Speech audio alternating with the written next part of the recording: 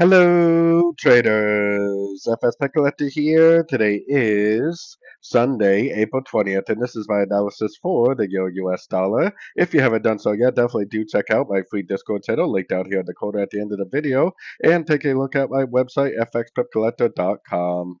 So anyways, happy Easter to everyone. I wanted to do a full top-down analysis on the more popular dollar pairs this morning. Kind of a good way to show everybody what I actually really highly recommend everybody do at least once a day is the full top-down analysis. I don't care if you are trading on the 1 minute time frame. These higher time frames are very important to everyone. So anyways, on the euro dollar monthly time frame, the reason why I'm so confident that the euro dollar is going to continue to go up is because of this monthly. Like I said, even if I'm trading the 1 hour time frame, this monthly is very important. First of all, we got a very clear 5 waves up here. Then we have a 1, 2, 3 pattern right there. You can see that is very clearly 5 waves up, 3 waves down. So the fact that this right here is 3 waves down tells me that this is almost definitely either a running flat or an expanding flat ABC correction. So you have the A, we have the B. We are currently in a wave C of a running or an expanding flat because the B took out the low of the previous wave A. So that means it has to be either a running or an expanding. Now, if it is a running, then it possibly could go to one of these lower Fibonacci levels and turn back down, maybe end up doing something like this and making a lower high and continuing down.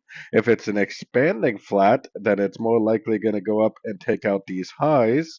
Probably my target for that would be at least the 178 or the 161.8 like this. So I'm either targeting, someplace around the 1.28 to 1.26 for an expanding, or I'm targeting like the 1.22 to 1.20 area for a running ABC flat on the monthly time frame or an expanding ABC flat on the monthly time frame.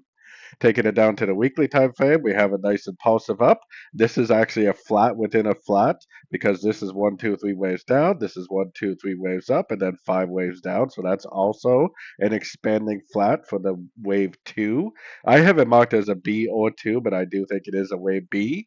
That means that this first push up right here is the first wave of a wave C, probably still a wave one of either that running or an expanding. I definitely think it's an expanding because this wave one is so big that eventually when it does make a wave two and then go up and make a wave three, it's going to have to extend too far to not be an expanding flat. So anyways, let's keep going down to the daily time frame. Daily time frame is where you can actually start to break this down, this wave one, which is just a piece of that monthly time frame trend. So wave one, wave two, wave three, wave four, and we're currently probably in a wave five of wave one. Like I said, this is only a wave one of a big trend on the monthly and weekly time frame. Eventually, we are going to have to make a correction to the whole wave one, which will probably be someplace between 38 and 78% of this whole move up. So definitely would be a pretty significant pullback. Another thing to keep in mind is most wave A's and wave ones do end after they break the structure of the wave B. We have broken the structure of the wave B now, so we definitely could end this wave one or wave A basically at any point now. So taking it down to the sort of time frames, this is where I do my daily analysis. Excuse me. So on the sort of time frames, now we're looking at the trend within a trend. We're looking at the wave five trend. We see high, low, high, low, high, low. There's no break of structure. So we are still in the trend for the wave five, which this wave five is a trend within a trend within a trend. Because this is just one trend of a wave one trend on the monthly time frame. Hopefully everybody understands how trends subdivide onto multiple time frames. So that is why on the 1 hour time frame, I have been recommending nothing but longs for the past several weeks on the euro dollar is because the full top-down analysis just gave us the complete roadmap about what to do on these shorter time frames, which is still look for longs.